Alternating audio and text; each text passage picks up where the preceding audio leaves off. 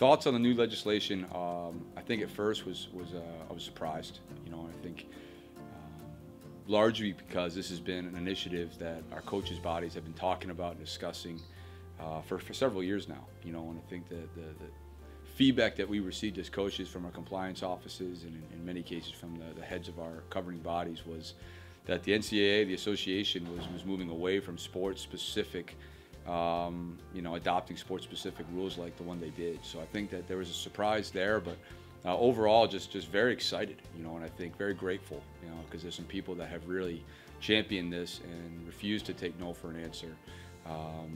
Coaches that have really spearheaded this effort, and I think that they deserve a lot of credit in this case because it's been a topic of discussion in several Olympic sports, certainly lacrosse on all levels. But to have some coaches, the women's side, the IWLCA, I'd be remiss if I didn't mention, they've done a remarkable job of really being relentless in their approach to get this done, and then the partnership that was created with the IMLCA to put a proposal together, a very thorough one, and ultimately to get an outcome that we all had hoped for. But I think generally speaking, there was a degree of it was unexpected, and I think that now that we have this and it's in place, we move forward.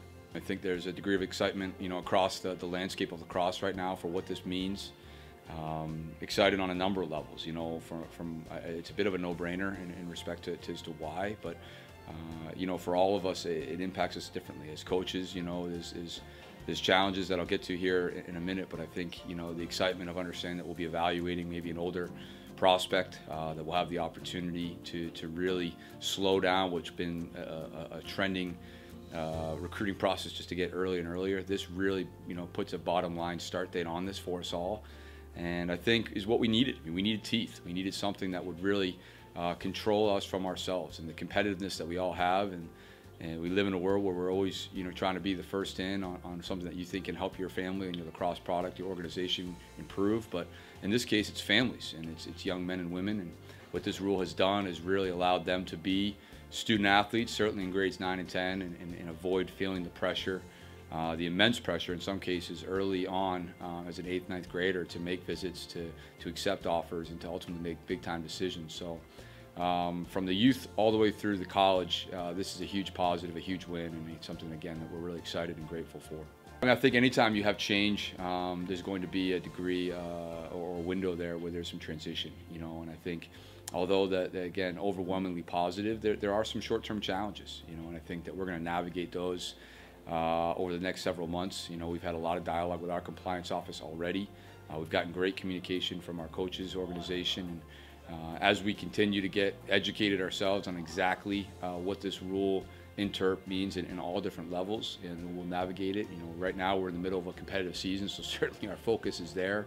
But I think first and foremost, what we did at Ohio State was just wanted to get the word out to all of our commitments, that we're going to honor those, and regardless of what age. Offers have been extended, and we are going to be very loyal, fiercely loyal to those that have been loyal to us. And I think that's going to be a process here over the next year or two as those young men and families can continue to grow and get closer to that 9-1 date. But behind that, it's a new era, and now for us, it's taking these next couple of years to really evaluate the next wave of talent and potential Buckeyes. But in the short term, yeah, it's gonna really change our processes from on-camp experiences to recruiting visits in the fall to phone calls and communication, and that's just going to be something that we'll have to work through and certainly need a degree of patience from those that are committed to Ohio State. But know that their future is very bright here, and that we're looking forward to continuing the process when the time comes. And again, just really excited that we have this process now in place that ultimately is going to be in the best interest for institutions, student athletes, and certainly our lacrosse community.